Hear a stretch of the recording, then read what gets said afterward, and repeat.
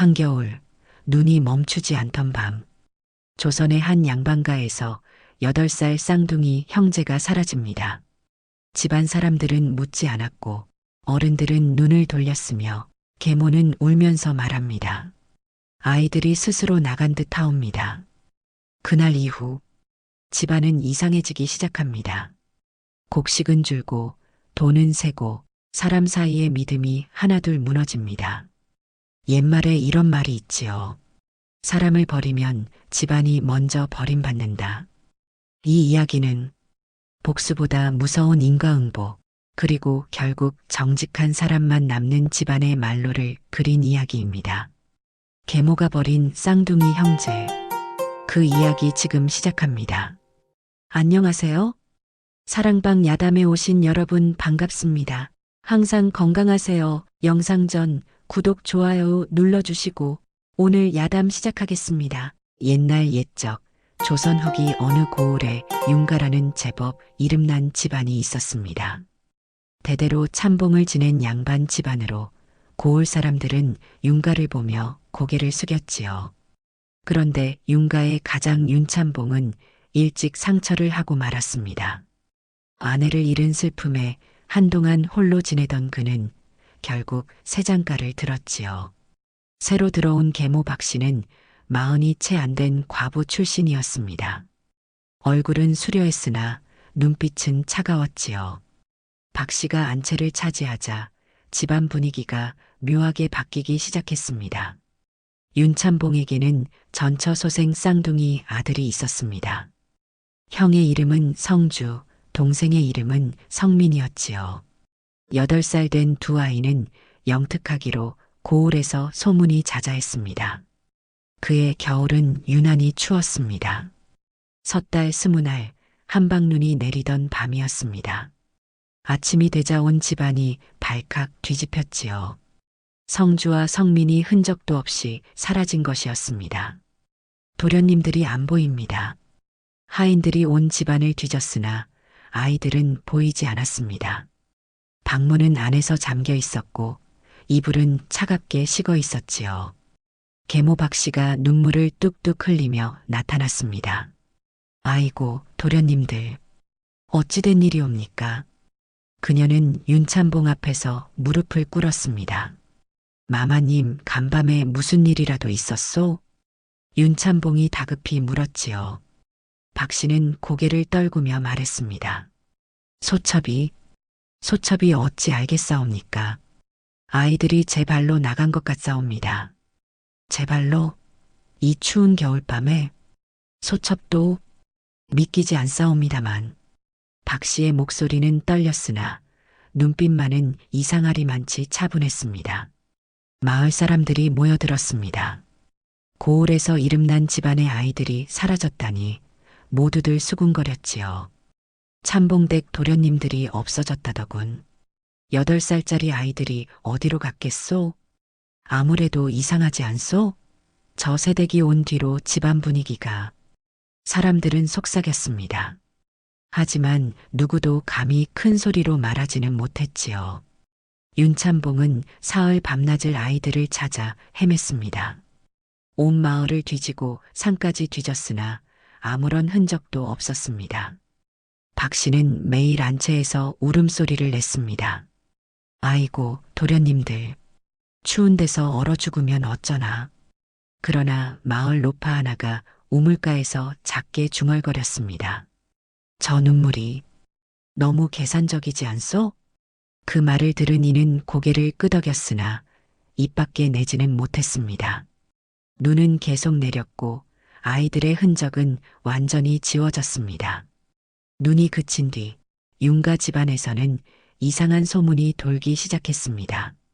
쌍둥이는 원래 집안에 재수가 없다지요.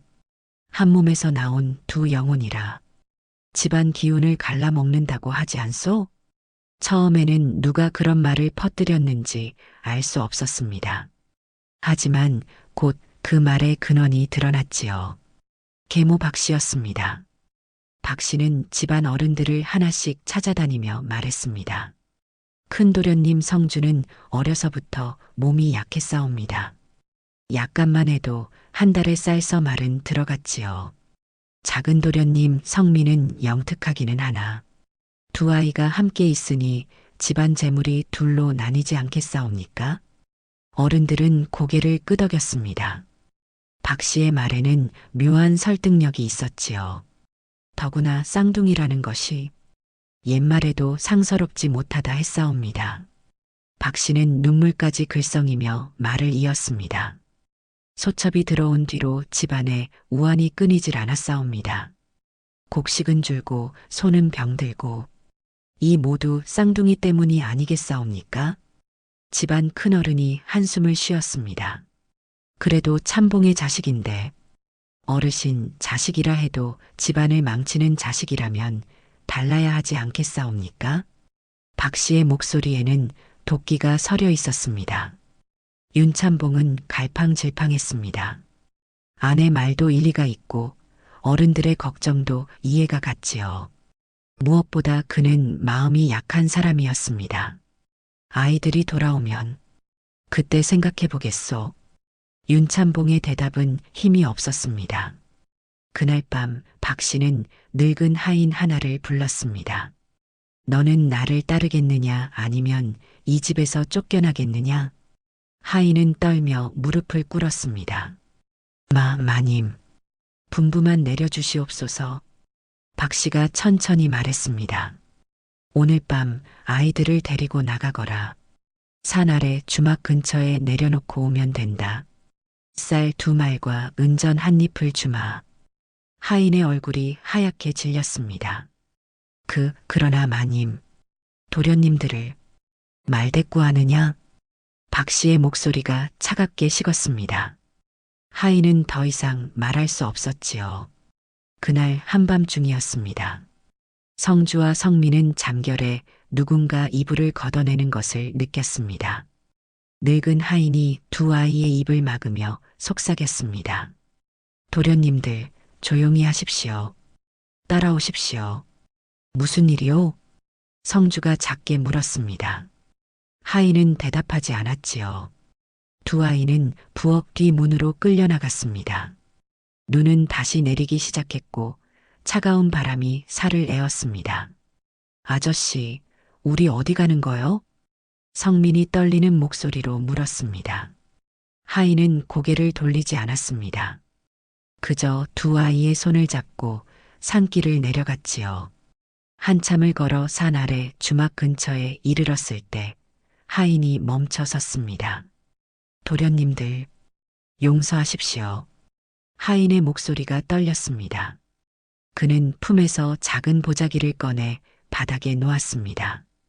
이것만 가지고 어디든 살 길을 찾으십시오. 보자기 안에는 떡 몇 개와 동전 몇 잎이 들어 있었습니다. 아저씨, 우리를 버리는 거요? 성주가 물었습니다. 아이의 목소리는 놀랍도록 차분했지요. 하인은 대답 대신 절을 한 번 하고는 돌아서서 달아났습니다. 눈발은 점점 거세졌습니다. 두 아이는 주막 뒤 헛간을 발견하고 그 안으로 기어 들어갔습니다. 성민이 형의 손을 꼭 잡으며 말했습니다. 형님, 우리 잘못한 게 있소? 성주는 동생을 끌어안으며 대답했습니다. 아니다, 성민아. 우리는 아무 잘못도 없다. 아이의 목소리에는 눈물이 없었습니다. 대신 단단한 무언가가 자리 잡기 시작했지요. 그날 밤 두 아이는 서로를 껴안은 채 잠들었습니다. 그들은 아직 몰랐습니다. 이 밤이 그들의 인생을 완전히 바꿀 것이라는 사실을 말이지요. 다음 날 아침 주막 주인이 헛간에서 이상한 소리를 들었습니다. 여보게, 헛간 쪽에서 무슨 소리가 나지 않소? 주인이 문을 열자 두 아이가 웅크린 채 떨고 있었습니다. 옷은 얼어붙었고 입술은 파랗게 질려 있었지요. 아니, 이게 무슨... 주인은 깜짝 놀라 아내를 불렀습니다. 하지만 주막 주인 내외는 가난했고 남의 자식을 거둘 형편이 못 되었습니다. 저 아이들, 어찌하면 좋겠소? 우리도 먹고 살기 바쁜데. 어쩔 수 없지 않소?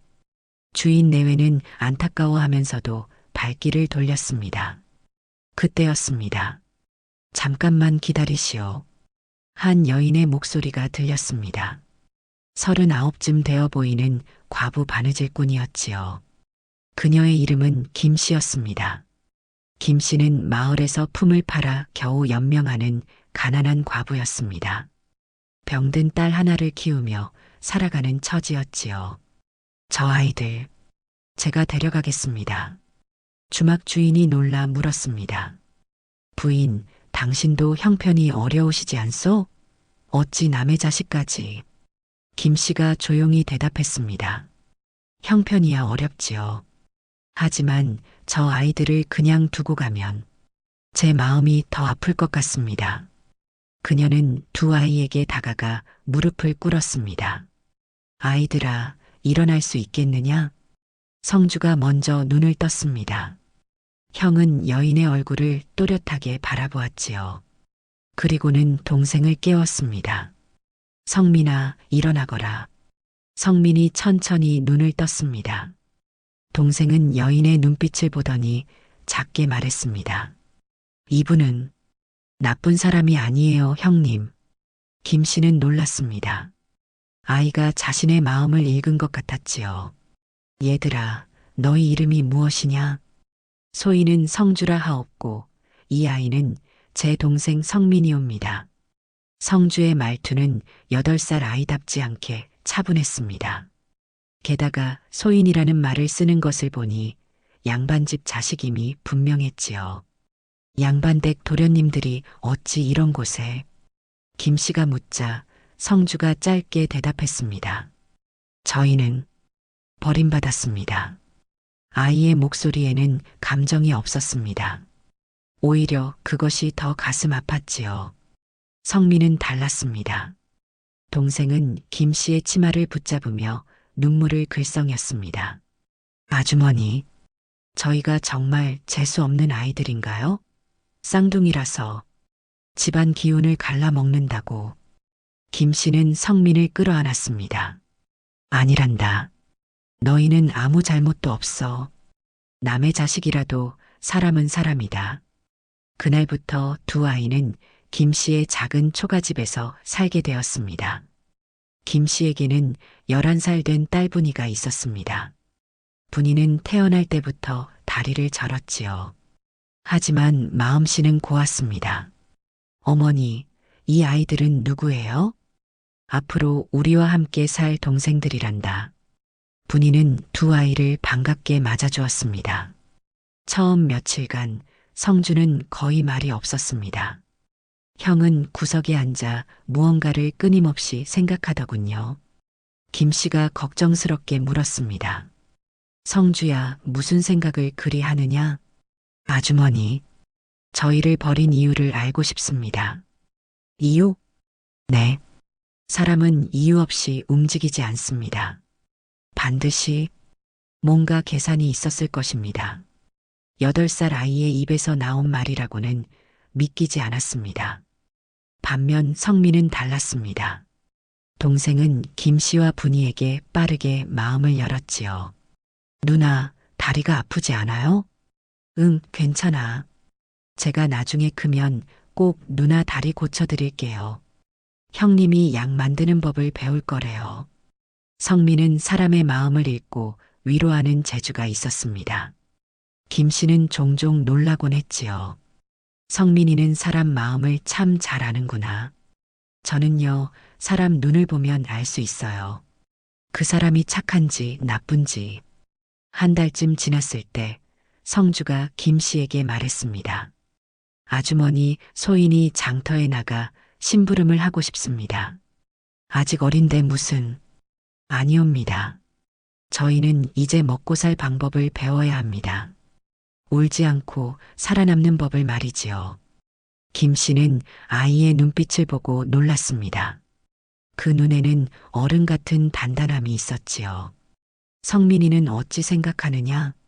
동생은 형의 손을 잡으며 대답했습니다. 저는 형님이 하자는 대로 할래요. 형님은 언제나 옳으니까요.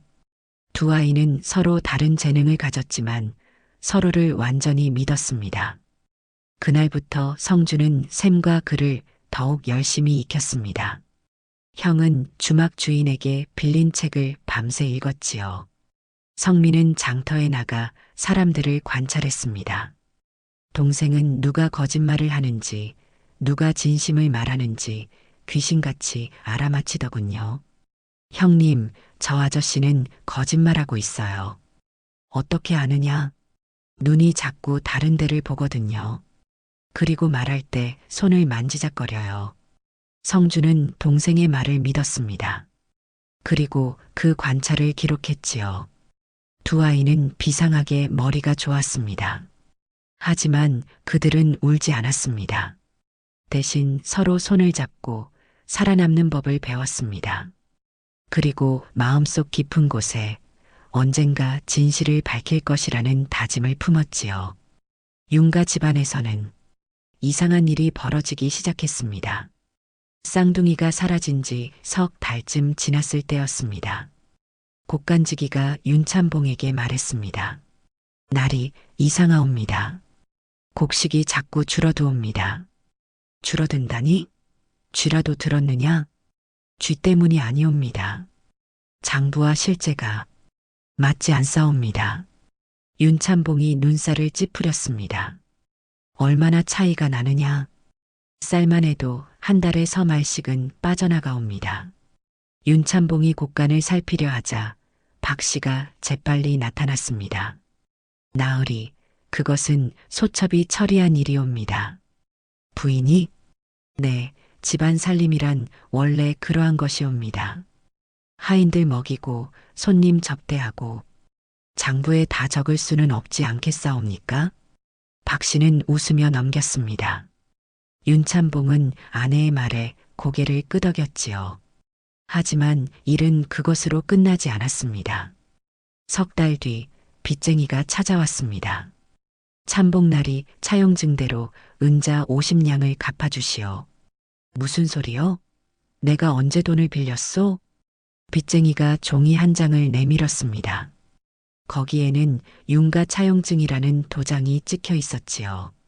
이건 윤참봉이 당황하자 박 씨가 또다시 나섰습니다. 아이고, 그것은 소첩이 급한 일로 잠시 빌린 것이옵니다. 나으리께 말씀드리기 전에 갚으려 했는데. 부인, 이런 일은 미리 말을 해야지. 용서하옵소서. 하지만 이것도 다 집안을 위한 일이었사옵니다. 박 씨는 눈물까지 보이며 말했습니다. 윤참봉은 더 이상 따지지 못했지요. 그런 일이 한두 번이 아니었습니다. 빚은 점점 불어났고 곡식은 계속 빠져나갔습니다. 하지만 박 씨는 매번 집안 살림이 원래 그렇다며 둘러댔지요. 한편 장터에서 심부름을 하던 성주와 성민은 우연히 이상한 장면을 목격했습니다. 그날도 두 아이는 김 씨의 심부름으로 곡식을 사러 갔습니다. 성주는 값을 흥정하고 성민은 사람들의 얼굴을 살피더군요. 형님, 저기 좀 보세요. 성민이 한쪽을 가리켰습니다. 윤가 집안의 하인 하나가 곡식 장수와 은밀히 이야기를 나누고 있었습니다. 윤가 것이 맞소? 그렇소? 마님께서 내어주신 것이요. 성주의 눈빛이 날카로워졌습니다. 형은 동생의 손을 잡고 조용히 가까이 다가갔지요. 얼마나 돼요? 이번에는 쌀 10마리요. 은자 5냥에 넘기겠소. 가격이 터무니없이 싸지 않소? 그러게 말이요. 하지만 마님이 빨리 처리하라고 하시니. 두 사람의 대화를 듣던 성주는 재빨리 기억했습니다. 쌀 10마리면 보통 은자 10냥은 받아야 하는데 절반 가격에 넘기고 있었던 겁니다. 형님, 저 사람들 뭐 하는 거예요? 성민이 작게 속삭였습니다. 성주가 대답했습니다. 집안 곡식을 빼돌리고 있다. 그것도 계모의 지시로 말이다. 그럼 그 돈은 어디로 가는 거예요? 계모 주머니로 들어가겠지. 성주는 침착하게 상황을 판단했습니다. 며칠 뒤 두 아이는 또 다른 장면을 보았습니다. 이번에는 다른 하인이 차용증을 들고 돈을 받는 모습이었습니다. 윤가 도장이 찍혀 있으니 확실하지요? 그렇소.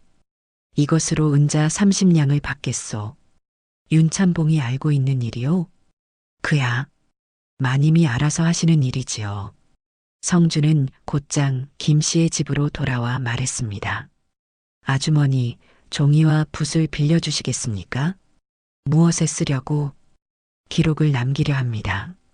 우리가 본 것들을 말이지요. 성주는 그날부터 장부를 만들기 시작했습니다. 날짜, 장소, 거래 내용, 금액, 모든 것을 빠짐없이 적어 나갔지요. 형님, 이걸 왜 적어두는 거예요? 성민이 물었습니다. 성주가 차분히 대답했습니다. 언젠가 필요할 날이 올 것이다. 사람들은 말을 믿지 않는다. 하지만 기록은 믿는다. 그럼 우리가 나중에 이걸 가지고 그렇다. 진실을 밝힐 때 이것이 칼이 될 것이다. 성민은 형의 말을 이해했습니다. 동생은 사람 마음을 읽는 재주가 있었지만 형은 미래를 내다보는 눈이 있었던 겁니다. 성민아, 너는 사람들을 잘 관찰해라. 누가 거짓말을 하는지, 누가 계모와 한패인지, 그것을 내게 알려다오. 알겠어요, 형님. 두 아이는 그날부터 더욱 주의 깊게 장터를 다녔습니다. 성주는 숫자와 날짜를 기록했고, 성민은 사람들의 얼굴과 말투를 기억했습니다. 그리고 형제는 깨달았습니다. 우릴 버린 날부터 돈이 움직이기 시작했어. 성주가 중얼거렸습니다. 장부를 보니 모든 일이 자신들이 집에서 쫓겨난 직후부터 시작되었던 겁니다. 계모는 우릴 버리고 집안 재산을 빼돌릴 계획이었던 거야. 성민이 분노했습니다. 형님, 우리 이제 어떻게 해요? 성주는 조용히 장부를 덮으며 말했습니다. 아직은 때가 아니다. 우리는 더 커야 하고 더 많은 증거를 모아야 한다. 복수는 서두르는 것이 아니란다. 8살 아이의 입에서 나온 말이라고는 믿기지 않았습니다. 하지만 성주의 눈빛에는 단단한 결의가 서려 있었지요. 그날 밤 두 형제는 서로를 바라보며 다짐했습니다. 언젠가 반드시 진실을 밝히겠다고 말이지요. 세월이 흘러 쌍둥이는 15이 되었습니다. 성주는 키가 훌쩍 자라 이제 어엿한 청년의 모습이 되었습니다. 형은 글과 셈에 더욱 뛰어나졌고 주막 주인에게 빌린 책들을 모두 읽어냈지요. 성주야, 너는 서당에 다녔어도 장원급제했을 것이다. 김 씨가 감탄하며 말했습니다. 아주머니, 소인은 과거 같은 것에 관심이 없습니다. 다만 진실을 밝힐 힘을 기르고 싶을 뿐입니다. 성주의 목소리는 여전히 차분했습니다. 성민은 형과는 다른 방식으로 성장했습니다. 동생은 장터에서 온갖 사람들을 만나며 사람 마음을 읽는 재주를 더욱 갈고 닦았지요. 성민아, 저 양반이 거짓말을 하고 있는지 어떻게 아느냐? 목소리가 평소보다 높아졌어요. 그리고 손을 계속 주머니에 넣었다 뺐다 하잖아요. 불안한 거예요. 성민의 관찰력은 이제 귀신 같은 수준이었습니다. 어느 날 두 형제는 장터에서 윤가의 머슴 하나를 우연히 만났습니다. 너희들 혹시 윤가 도련님들 아니냐? 늙은 머슴이 두 아이를 알아보았습니다. 하지만 곧 놀라 입을 다물더군요. 성민이 재빨리 다가가 말했습니다. 아저씨, 우리를 아시는군요. 윤가는 요즘 어떻습니까? 머슴은 주위를 살피더니 작은 목소리로 말했습니다. 도련님들, 참복나리께서는 아직도 당신들이 도망쳤다고 믿고 계십니다. 성주의 눈빛이 번쩍였습니다. 아버지께서 아직도? 그렇습니다. 마님께서 나리를 완전히 속이고 계시지요. 나리는 매년 제삿날마다 도련님들을 위해 밥상을 차리십니다. 성민의 가슴이 먹먹해졌습니다. 아버지께서 우리를 찾고 계신 겁니까? 처음 몇 년은 그러셨습니다. 하지만 마님이 계속 아이들이 스스로 떠났다고 하시니 이제는 체념하신 것 같습니다. 머슴은 한숨을 쉬었습니다. 하지만 집안 형편은 나날이 나빠지고 있습니다. 빚은 늘어나고 땅은 팔리고 마님의 소생 도련님은 노름에 빠져 사고만 치고 계시지요. 계모의 아들이 성주가 조용히 중얼거렸습니다. 그 도련님은 이름이 무엇입니까? 성욱이라 하옵니다. 올해 13살이 되었지요. 하지만 버릇이 없기로 유명합니다. 머슴은 더 말하려다 주위를 보고는 황급히 떠났습니다. 두 형제는 그날 밤 김 씨의 집에 돌아와 오래도록 이야기를 나누었습니다. 형님, 아버지는 우리가 도망쳤다고 믿고 계신데요. 성민의 목소리에는 서운함이 묻어났습니다. 아버지는 속고 계신 것이다. 성주가 말했습니다. 형의 목소리는 냉정했지요. 그럼 우리 아버지께 진실을 알려드려야 하지 않나요? 아직은 아니다. 왜요?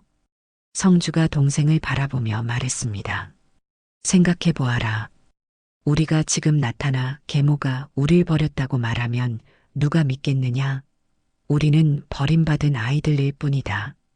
증거도 없이 말만 한다면 오히려 우리가 거짓말쟁이가 될 것이다. 성민은 형의 말을 곱씹었습니다. 그리고 고개를 끄덕였지요. 그럼 증거를 더 모아야겠네요. 그렇다. 그리고 우리는 돌아가서 울지 않을 것이다. 성주의 눈빛이 단단해졌습니다. 우리의 목표는 복수가 아니라 진실이다. 아버지가 눈을 뜨게 만들고 계모의 거짓을 세상에 드러내는 것이다. 그럼 어떻게 해야 하죠? 성주는 지난 7년간 모아온 장부를 꺼냈습니다. 이것만으로는 부족하다. 우리에게 필요한 것은 결정적인 증인이다. 그날 밤 우리를 끌고 나갔던 하인 말이다. 아, 그 할아버지요. 그렇다. 그가 진실을 증언한다면 모든 것이 달라질 것이다. 성민이 걱정스럽게 물었습니다. 하지만 그분이 증언해 주실까요? 계모가 무서워서. 그래서 우리는 그를 설득할 방법을 찾아야 한다. 성주는 차분히 계획을 세우기 시작했습니다. 사람은 두 가지로 움직인다. 두려움과 양심이다. 계모는 두려움으로 하인을 움직였다. 우리는 그의 양심을 일깨워야 한다. 형님은 정말 15살이 맞아요? 성민이 감탄하며 물었습니다. 성주가 씁쓸하게 웃었습니다. 우리는 7년 전에 이미 어른이 되어야 했다. 살아남기 위해서 말이다. 그날 밤 성주는 장부에 새로운 기록을 남겼습니다. 15살이 된 오늘, 우리는 돌아갈 준비를 시작한다. 복수가 아니라 진실을 위하여. 성민은 창밖을 바라보며 중얼거렸습니다. 아버지, 조금만 기다려주세요. 우리가 곧 진실을 가지고 돌아갈 테니까요. 달빛이 두 형제를 비추었습니다. 그들은 더 이상 버림받은 아이들이 아니었습니다. 진실을 밝힐 준비가 된 청년들이었지요. 7년간의 기다림이 이제 끝나가고 있었습니다. 그의 여름 윤가에 큰 사건이 터졌습니다. 계모 박 씨의 아들 성욱이 서당에서 심각한 사고를 쳤던 겁니다. 13살 된 성욱은 다른 양반집 자제와 다투다 그 아이를 크게 다치게 만들었지요. 윤참봉, 당신 아들이 우리 아이 팔을 부러뜨렸소. 상대 집안의 아버지가 윤가로 쳐들어왔습니다. 이게 무슨 말씀이요? 윤참봉이 황급히 나왔습니다. 박 씨는 안채에서 얼굴이 하얗게 질려 있었지요. 당장 관가에 고발하겠소. 당신네 아들은 버릇이 없기로 소문이 자자하지 않소? 소문은 금세 마을에 퍼졌습니다. 윤가 도련님이 또 사고를 쳤다더군. 이번이 처음이 아니지 않소? 지난번에도 남의 집 담을 넘어 물건을 훔쳤다더니 계모소생이라 그런지 버릇이 영 아니오시다. 박 씨는 발을 동동 구르며 윤참봉에게 매달렸습니다. 나으리, 제발 좀 막아주십시오. 관가에 고발되면 우리 성욱이가 부인, 이번 일은 심각하오. 상대 집안이 워낙 완고하니 은자 100냥을 드리겠다 하십시오. 아니, 200냥이라도. 윤참봉이 깜짝 놀라 물었습니다. 200냥이라니 우리 집안에 그런 돈이 어디 있소? 소첩이 알아서 구하겠습니다. 박 씨는 그날 밤 비밀리에 움직였습니다. 고리대 금업자를 불러 윤가의 땅 문서를 담보로 거금을 빌렸지요. 그리고 그 돈으로 상대 집안의 입을 막았습니다. 하지만 일은 그것으로 끝나지 않았습니다. 돈을 받은 상대 집안 아버지가 술에 취해 장터에서 떠들어댔던 겁니다. 윤가에서 200냥을 줬소. 그 돈으로 내 아들 팔을 샀다는 거지. 200냥이라니. 윤가가 그렇게 부자였소? 아니, 요즘 윤가는 빚이 많다던데. 그 돈이 어디서 났을까? 소문은 걷잡을 수 없이 퍼져나갔습니다. 그 소문을 들은 사람들 중에 성주와 성민도 있었습니다. 형님, 들으셨어요? 윤가에서 200냥이나 뿌렸대요. 성민이 급히 말했습니다. 성주는 침착하게 물었습니다. 그 돈의 출처를 아는 사람이 있느냐? 다들 수상쩍다고 하던데요. 윤가는 요즘 빚이 많다는데 갑자기 거금이 어디서 났냐고. 성주의 눈빛이 반짝였습니다. 이것이 바로 기회다. 무슨 기회요? 계모가 약점을 드러냈다. 그녀가 어떻게 그 돈을 마련했는지 우리가 추적해 볼 필요가 있다. 두 형제는 곧바로 움직이기 시작했습니다. 성민은 자신의 특기를 살려 장터의 고리대 금업자들을 찾아다녔습니다. 동생은 사람들과 이야기를 나누며 자연스럽게 정보를 캐냈지요. 아저씨, 요즘 큰돈 빌려간 사람 없어요? 큰돈? 얼마나 큰 돈 말이냐? 100냥 이상이요. 고리대 금업자가 주위를 살피더니 작게 말했습니다. 윤가 마님이 땅 문서를 담보로 200냥을 빌려갔지. 이자도 엄청난데 말이야. 땅 문서요? 참봉나리가 아시는 일인가요? 글쎄, 도장은 윤가 것이 맞던데 참봉이 아는지는 모르겠구나. 성민은 곧바로 형에게 이 사실을 알렸습니다. 형님, 계모가 아버지 몰래 땅 문서를 담보로 돈을 빌렸대요. 성주는 즉시 이것을 장부에 기록했습니다.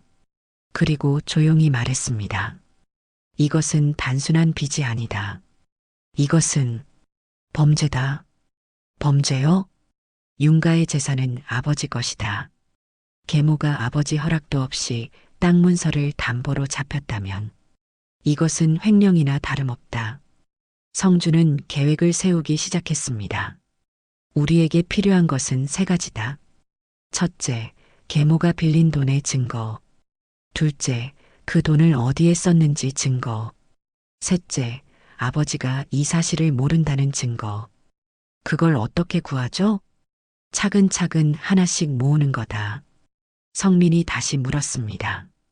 형님, 그런데 우리가 이걸 왜 모으는 거예요?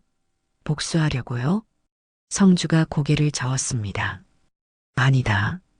우리는 복수가 아니라 정의를 세우려는 것이다. 정의요? 그렇다. 계모는 사람을 버렸다. 우리를 말이다. 그럼 이제 그녀도 사람들에게 버림받는 꼴을 보여드릴 것이다. 성주의 목소리에는 차가운 결연함이 담겨 있었습니다. 그날 밤 성민은 형에게 물었습니다. 형님은 화가 나지 않으세요? 우릴 버린 계모한테. 성주가 잠시 침묵했습니다. 그리고 조용히 대답했습니다. 화는 난다. 하지만 화를 내는 것과 복수하는 것은 다르다. 우리가 해야 할 일은 진실을 밝히는 것이다.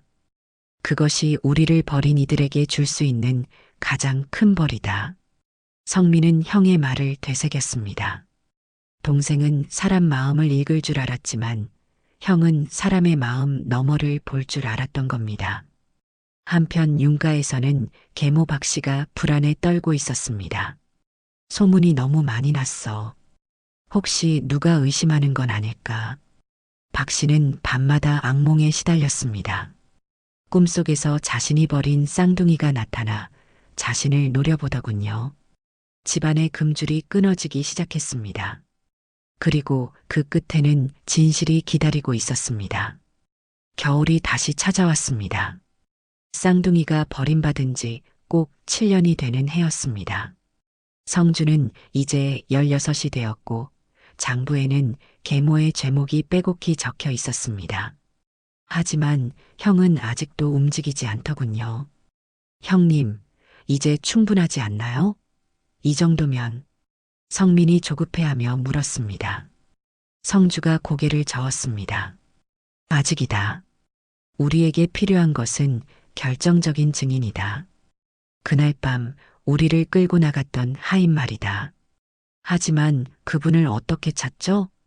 찾는 것이 아니라 기다리는 것이다. 성주의 말대로 때가 되면 모든 것이 드러나는 법이었습니다. 어느 날 장터에서 놀라운 소식이 들려왔습니다. 윤가의 늙은 하인 박서방이 병들어 누웠다더군. 박서방? 윤가에서 30년을 일한 그 양반 말이오? 그렇소? 이제 얼마 못 산다더이다. 성민이 급히 형에게 달려왔습니다. 형님, 그날 밤 우리를 끌고 갔던 하인이 병들어 누웠대요. 성주의 눈빛이 번쩍였습니다. 드디어 때가 왔구나. 우리 지금 가볼까요? 아니다. 아직은 아니다. 성주는 신중했습니다. 병든 사람을 갑자기 찾아가면 의심을 산다. 우리는 자연스럽게 접근해야 한다. 며칠 뒤 두 형제는 약재를 구해 그 하인의 집을 찾아갔습니다. 누구시오? 하인의 아내가 문을 열었습니다. 소인들은 지나가는 나그네입니다. 이 근처에 병든 분이 계시다 들었습니다. 성주가 공손히 말했습니다. 혹시 약이 필요하시지 않으신지요? 저희가 드릴 수 있습니다. 하인의 아내는 의심스러운 눈빛으로 두 청년을 바라보았습니다. 하지만 가난한 그들에게는 약을 살 돈이 없었지요. 그렇다면 고맙습니다. 두 형제는 집 안으로 들어갔습니다. 방 안에는 늙은 하인 박서방이 누워 있었습니다. 7년 전 그날 밤 자신들을 끌고 나갔던 바로 그 사람이었지요. 박서방은 두 청년을 보더니 눈을 크게 떴습니다. 너희들은? 오랜만입니다, 박서방. 성주가 조용히 말했습니다. 박서방의 얼굴이 창백해졌지요. 도련님들, 살아계셨습니까? 그렇습니다. 저희는 살아남았습니다. 성민이 다가가 박서방의 손을 잡았습니다. 동생은 그의 눈을 들여다보며 말했습니다. 아저씨, 그날 밤 우리를 버리고 도망치면서 울고 계셨지요? 박서방의 눈에서 눈물이 흘러내렸습니다.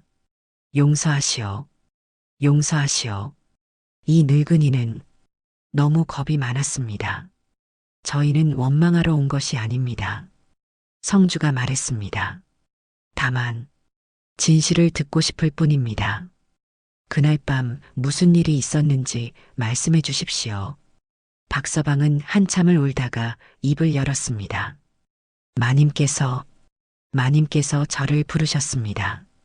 그리고 은자 한 입과 쌀 2마리를 주시며 도련님들을 데리고 나가라 하셨습니다. 어디로 데려가라 하셨습니까? 산 아래 주막 근처에. 그냥 내려놓고 오라 하셨습니다. 성주가 차분히 물었습니다. 참복 나리께서는 아셨습니까? 아니옵니다. 나리께서는 전혀 모르시는 일이었습니다. 마님께서 몰래 하신 일이옵니다. 왜 그런 일을 하셨다고 생각하십니까? 박서방이 떨리는 목소리로 대답했습니다. 마님은 마님은 전처 소생인 도련님들이 눈엣 가시였습니다. 당신 아들 성욱 도련님만 키우고 싶으셨지요. 그래서 우리를 버리신 겁니까? 그렇습니다. 그리고 그 뒤로 마님은 집안 재산을 빼돌리기 시작하셨습니다. 곡식도 땅 문서도. 성주와 성민은 서로를 바라보았습니다. 그들이 모은 증거가 모두 사실이었던 겁니다. 박서방, 이 말씀을 다른 사람들 앞에서도 하실 수 있으십니까? 성주가 물었습니다. 박서방이 고개를 끄덕였습니다. 저는 이제 얼마 못 삽니다. 죽기 전에 이 죄를 씻고 싶습니다. 그럼 한 가지만 더 부탁드리겠습니다. 성주는 종이와 붓을 꺼냈습니다. 이 내용을 글로 남겨주십시오. 그리고 마을 어른들의 도장을 받겠습니다. 박서방은 떨리는 손으로 글을 적기 시작했습니다. 나 박철은 죽기 전에 고백하노라. 7년 전 섣달 20날 밤 윤가 마님 박씨의 명으로 어린 도련님 둘을 집에서 내보냈다. 마님은 나에게 은자 한 입과 쌀 2마를 주며 아이들을 산 아래에 버리라 하셨다. 참복 나리께서는 이 사실을 전혀 모르셨다. 글을 다 쓴 박서방은 자신의 도장을 찍었습니다. 성주는 이 문서를 들고 마을의 훈장과 어른들을 찾아갔습니다. 이것이 사실이요? 훈장이 놀라며 물었습니다. 박서방께 직접 물어보십시오. 그분은 거짓말을 하실 분이 아닙니다. 마을 어른들이 박서방의 집을 찾아갔습니다. 박서방은 어른들 앞에서 다시 한번 모든 것을 고백했지요. 제가 잘못했습니다. 하지만 이것만은 사실입니다. 마님이 시켰습니다. 어른들은 숙연해졌습니다. 그리고 문서에 하나씩 도장을 찍더군요. 이제 이것이 증거가 되겠구나. 성주는 문서를 조심스럽게 간직했습니다. 성민이 형의 손을 잡으며 말했습니다. 형님, 이제 우리 돌아가도 되는 거죠? 성주가 고개를 끄덕였습니다.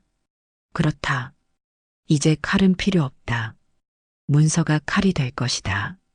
두 형제는 김 씨를 찾아가 말했습니다.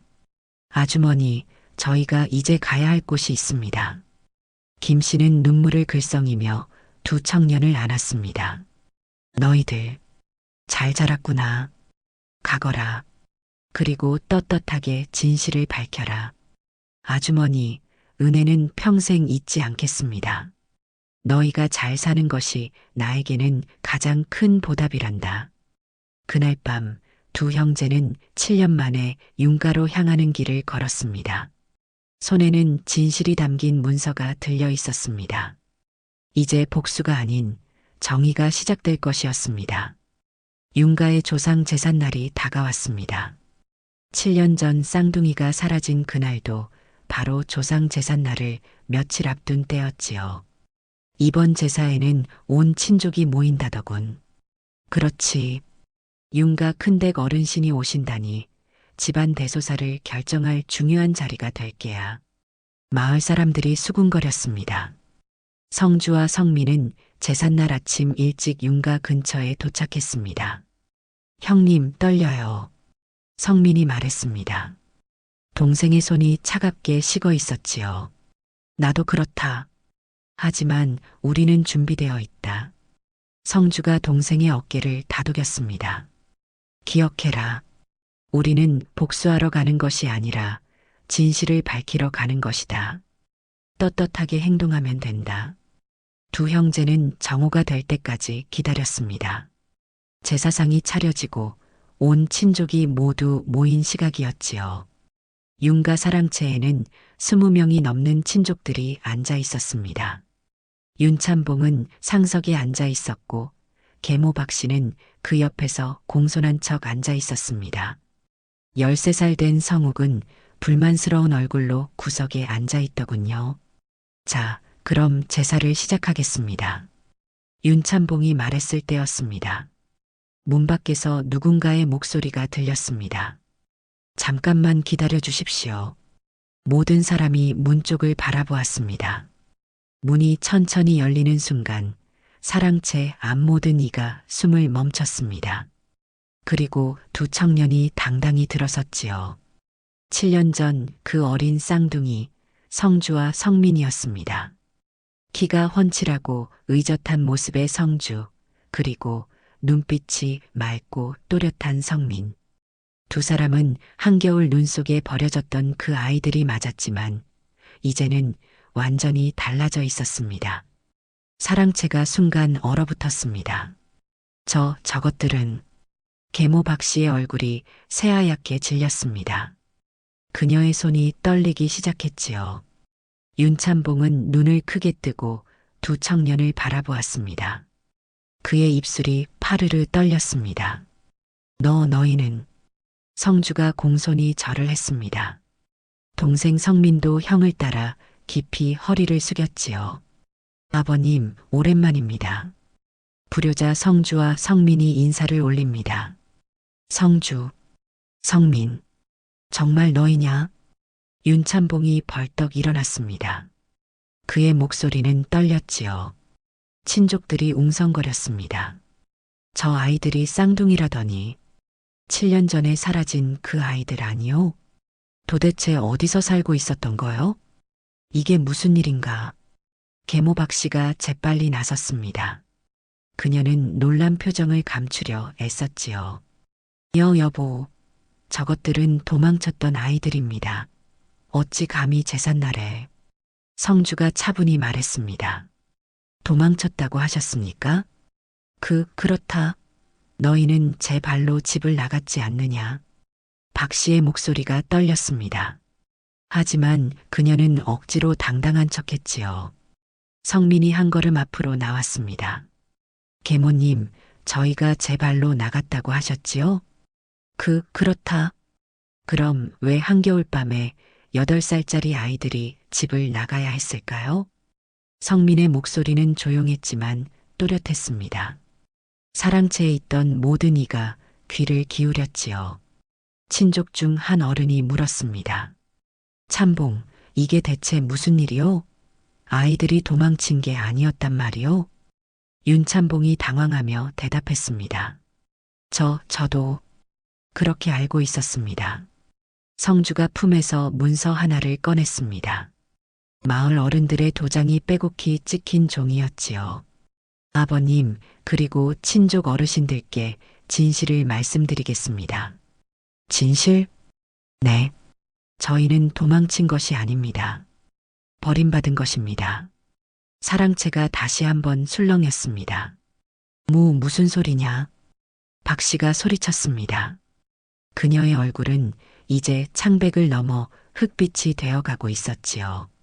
내가 감히 어른을 모함하느냐? 성주는 흔들림 없이 문서를 펼쳤습니다. 이것은 박서방의 증언입니다. 마을 훈장님과 어른들의 도장이 찍혀 있습니다. 윤가의 큰어른이 문서를 받아 읽기 시작했습니다. 나 박철은 죽기 전에 고백하노라. 7년 전 섣달 20날 밤 윤가 마님 박 씨의 명으로. 이것이 사실이요? 성민이 대답했습니다. 박서방은 병들어 누워 계십니다. 죽기 전에 양심의 가책으로 모든 것을 고백하셨습니다. 거짓말이다. 박서방이 그럴 리가 없다. 박 씨가 필사적으로 부인했습니다. 그때 문 밖에서 또 다른 목소리가 들렸습니다. 거짓말이 아니옵니다. 마을 훈장이 들어왔습니다. 그 뒤로 여러 마을 어른들이 따라 들어왔지요. 저희가 직접 박서방에게 들었습니다. 그는 거짓말을 하실 분이 아닙니다. 훈장의 말에 박 씨의 얼굴은 완전히 흑빛이 되었습니다. 성주가 다시 말했습니다. 그날 밤 계모님께서는 박서방에게 은자 한 입과 쌀 2마를 주며 저희를 산 아래에 버리라 하셨습니다. 아니다. 아니야. 박 씨가 소리쳤습니다. 하지만 그녀의 목소리에는 더 이상 힘이 없었지요. 그럼 이것은 무엇입니까? 성주가 또 다른 문서를 꺼냈습니다. 7년간 모은 계모의 비리가 빼곡히 적힌 장부였지요. 이것은 지난 7년간 계모님께서 집안 재산을 빼돌린 기록입니다. 날짜, 장소, 금액, 증인 모두 기록되어 있습니다. 윤찬봉이 장부를 받아들었습니다. 그의 손이 떨렸지요. 페이지를 넘길 때마다 그의 얼굴은 점점 더 굳어져 갔습니다. 이것이 저희가 사라진 바로 그날부터 곡식이 빠져나가기 시작했습니다. 그리고 아버님 모르게 땅 문서를 담보로 거금을 빌리셨지요. 친족들이 웅성거렸습니다. 이게 사실이요, 찬봉? 나는 몰랐어. 나는 정말. 윤찬봉의 목소리가 떨렸습니다. 그의 눈에서 눈물이 흘러내리기 시작했지요. 박 씨가 무릎을 꿇었습니다. 나으리, 이것은 모함입니다.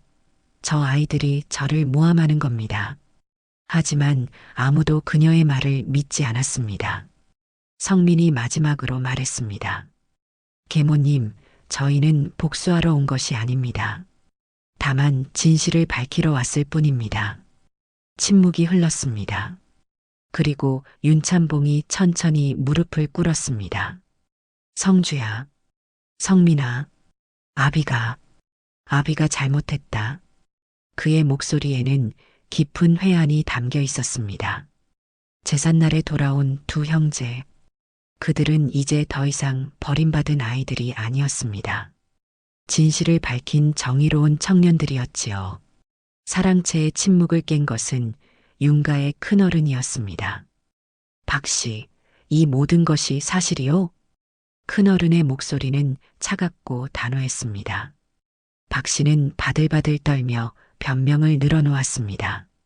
아니옵니다. 저 아이들이 거짓말이라고? 성주가 조용히 끼어들었습니다. 그럼 이것도 거짓말입니까? 형은 또 다른 문서를 꺼냈습니다. 고리대금업자의 차용증이었지요. 지난 여름 계모님께서는 아드님 성욱의 사고를 덮기 위해 200냥을 빌리셨습니다. 윤가의 남쪽 논을 담보로 말입니다. 뭐라고? 윤찬봉이 벌떡 일어났습니다. 그의 얼굴이 붉게 달아올랐지요. 남쪽 논을 담보로? 내가 언제 그런 허락을? 아버님께서는 모르셨습니다. 계모님께서 아버님의 도장을 몰래 사용하셨으니까요. 친족들의 웅성거림이 커졌습니다. 도장을 몰래 사용했다고? 이것은 횡령이 아니오. 집안 재산을 제 멋대로. 이런 여자를 안채해 두었다니. 성민이 말을 이었습니다. 그뿐만이 아닙니다. 지난 7년간 계모님께서는 장터 상인들에게 뒷돈을 주며 집안 곡식을 헐값에 넘기셨습니다. 증거가 있느냐? 큰어른이 물었습니다. 여기 장터 곡식 장수 김서방의 증언이 있습니다. 성주가 또 다른 문서를 내밀었습니다. 그러자 문 밖에서 준비된 증인들이 하나둘씩 사랑채로 들어오기 시작했지요. 소인이 증언하겠습니다. 마님께서 매달 쌀 10말씩을 헐값에 넘기라 하셨습니다. 소인도 증언하겠습니다. 마님께서 윤가의 곡식을 빼돌리라 시키셨습니다. 소인은 차용증을 위조하라는 지시를 받았습니다. 증인들의 말이 이어지자 박 씨의 얼굴은 완전히 흑빛이 되었습니다. 그녀는 이리저리 고개를 돌리며 도망칠 구멍을 찾는 듯 했지요. 이것들이 다 짜고 치는 고스톱이다. 저 아이들이 돈을 주고 시킨 거다. 박 씨가 악을 썼습니다. 성주가 차분히 대답했습니다. 저희가 무슨 돈으로 증인들을 매수하겠습니까? 저희는 지난 7년간 주막 근처에서 품팔이하며 겨우 연명해 왔습니다. 그렇다면 너희는 어떻게 살았느냐? 8살짜리가 어떻게... 과부 김씨라는 분이 저희를 거두어 주셨습니다. 성민의 목소리가 떨렸습니다. 동생의 눈에는 감사의 눈물이 맺혀 있었지요. 아무것도 없는 가난한 분이었지만 저희를 사람으로 대해주셨습니다. 계모님께서는 저희를 버리셨지만 세상에는 더 따뜻한 사람이 있었습니다. 그 말에 사랑채가 숙연해졌습니다. 윤참봉이 두 손으로 얼굴을 가렸습니다. 내가 무슨 짓을 한 거냐? 큰어른이 박 씨를 향해 냉정하게 말했습니다. 박 씨, 더 이상 변명은 듣지 않겠소. 증거와 증인이 모두 있는데 무슨 말이 더 필요하오? 저는 박 씨의 목소리가 떨렸습니다. 집안의 자식을 버린 죄, 가장 몰래 재산을 빼돌린 죄, 도장을 위조한 죄. 이 모든 것이 용서받을 수 없는 일이요. 친족들이 하나둘 고개를 끄덕이기 시작했습니다. 맞소. 이것은 용서할 수 없는 일이요. 집안의 체면이 땅에 떨어졌소. 어린 자식들을 한겨울밤에 내다버리다니. 짐승만도 못한 짓이요. 저런 여자를 안채에 두었다니. 여론이 완전히 뒤집혔습니다. 박 씨를 동정하는 목소리는 단 하나도 없었지요. 박 씨는 마지막으로 자신의 아들 성욱을 끌어안으며 울부짖었습니다. 내 아들을 위해서였소. 전처 소생들이 있으면 내 아들이 설 자리가 없지 않소. 그래서 어린 자식들을 추운 겨울밤에 내다버렸단 말이오. 큰어른의 목소리가 차가웠습니다. 당신은 사람이 아니오. 짐승도 제 새끼는 버리지 않는데 남의 어린 자식을 그렇게, 그것도 8살짜리 아이들을, 그리고 7년 동안 집안 재산을 빼돌리다니. 박 씨가 무너져 내렸습니다. 그녀는 바닥에 주저앉아 오열했지요. 윤참봉이 천천히 두 아들에게 다가왔습니다. 성주야, 성민아, 아버님, 아비가 너희를 지키지 못했구나. 아비가 마음이 약해 눈을 돌렸구나. 윤참봉의 목소리는 떨렸습니다. 그는 두 아들 앞에서 다시 무릎을 꿇었지요. 아비는 용서받을 자격이 없다. 하지만 용서해다오. 아비를 용서해다오. 그의 목소리는 점점 작아졌습니다. 그리고 마침내 흐느끼기 시작했지요. 성주와 성민은 서로를 바라보았습니다. 두 사람의 눈빛에는 복잡한 감정이 담겨 있었습니다. 성주가 먼저 아버지에게 다가가 부축했습니다. 아버님, 일어나십시오. 성주야, 저희는 아버님을 원망하지 않습니다. 아버님도 속으신 것입니다. 성민도 다가와 아버지의 손을 잡았습니다. 아버님, 저희가 돌아온 것은 복수하려는 것이 아니었습니다. 다만 진실을 밝히고 싶었을 뿐입니다. 윤참봉이 두 아들을 끌어안고 울었습니다. 고맙다. 너희가 이렇게 자라줘서 고맙다. 큰어른이 엄숙하게 선언했습니다. 박 씨는 오늘로 이 집에서 쫓겨날 것이요. 집안의 재산은 모두 회수하고 빚은 남은 재산으로 갚을 것이요. 그리고 성욱 도련님은, 친족 중 한 사람이 말했습니다. 성욱은 아직 어리니 교육할 기회를 주어야 하지 않겠소. 하지만 어머니와는 떨어져 지내야 할 것이요. 박 씨가 마지막으로 소리쳤습니다. 이럴 수가. 내 아들을. 하지만 아무도 그녀의 말을 듣지 않았습니다. 친족들은 이미 등을 돌렸지요. 그날 저녁 박 씨는 작은 보따리 하나만 들고 윤가를 떠났습니다. 마을 사람들이 지켜보는 가운데 그녀는 고개를 숙인 채 걸어갔지요. 한때 안채를 차지했던 그 당당한 모습은 어디에도 없었습니다. 저것 봐라.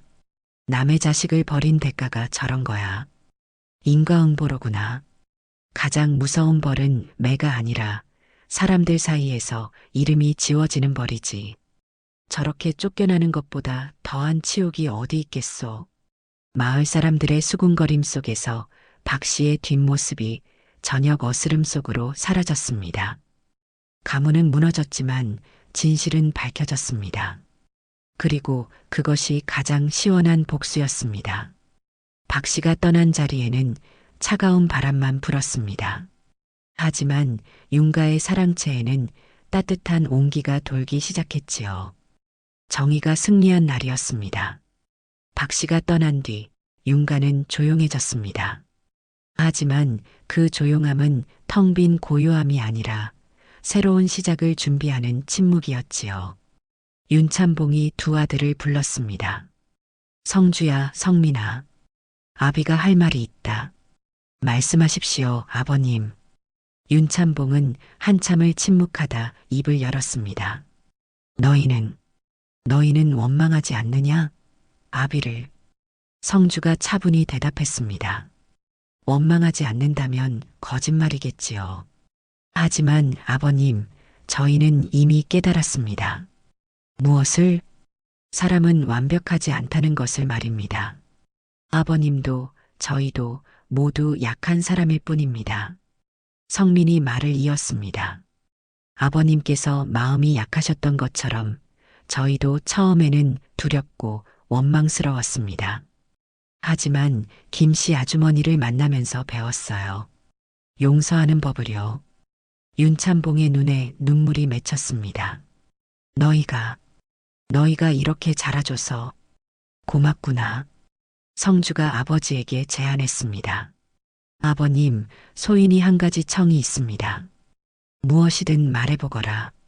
김씨 아주머니를 이 집으로 모셔오고 싶습니다. 윤참봉이 즉시 고개를 끄덕였습니다. 당연한 일이다. 너희를 살려준 은인이시니 당장 가마를 보내겠다. 그리고 아주머니의 딸분이도 함께요. 분이는 다리가 불편하지만 마음씨가 고운 아이입니다. 그것도 좋다. 우리 집안이 은혜를 갚아야지. 다음 날 김씨와 분이가 윤가에 도착했습니다. 김씨는 큰 집을 보고 주눅이 들었지만 윤참봉이 직접 나와 맞이했습니다. 은인께서 오셨습니다. 저를 받아주십시오.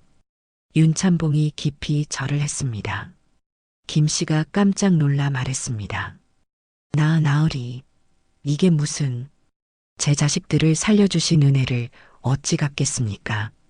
부디 이 집에서 편히 지내주십시오. 김씨의 눈에 눈물이 고였습니다. 제가 무슨 대단한 일을 했다고. 성민이 달려와 김씨의 손을 잡았습니다. 아주머니께서는 저희에게 가장 소중한 것을 주셨어요. 사람으로 대해주신 거요. 분이도 눈물을 흘렸습니다. 오빠들, 이제 정말 집에 돌아온 거예요? 그래, 분이야. 그리고 너도 이제 우리 가족이야. 그날 저녁 온 가족이 함께 저녁상을 받았습니다. 윤참봉, 성주, 성민, 그리고 김씨와 분이까지. 또 구석에는 13살 성욱이 조용히 앉아 있었습니다. 성욱은 어머니가 떠난 뒤 말이 없었습니다. 하지만 가끔씩 성주와 성민을 훔쳐보곤 했지요. 성민이 성욱에게 밥을 건네며 말했습니다. 성욱아, 많이 먹어라. 성욱이 놀라 형들을 바라보았습니다. 형님들, 너는 잘못이 없다. 성주가 조용히 말했습니다. 내가 태어난 것은 내 잘못이 아니다. 그리고 내 어머니가 한 일도 내 책임이 아니다. 하지만 어머니가 형님들을, 우리는 너를 미워하지 않는다. 다만 내가 올바르게 자라기를 바랄 뿐이다. 성욱의 눈에 눈물이 맺혔습니다. 형님들, 고맙습니다. 저도 형님들처럼 되고 싶습니다. 그날 밤 성주는 윤가의 곡간을 정리하기 시작했습니다. 7년간 빼돌려진 곡식과 돈의 기록을 하나씩 확인했지요. 빚이 많이 남았구나. 성주가 한숨을 쉬었습니다. 형님, 어떻게 할 거예요? 성민이 물었습니다. 하나씩 갚아 나가야지. 다행히 농사 지을 땅은 아직 남아있다. 그리고 우리가 일을 하면 된다. 우리가요? 그렇다. 이제 우리는 이 집안의 기둥이 되어야 한다. 성주의 눈빛에는 결연함이 담겨 있었습니다. 그날부터 두 형제는 집안 살림을 일으켜 세우기 시작했습니다. 성주는 장부를 정리하고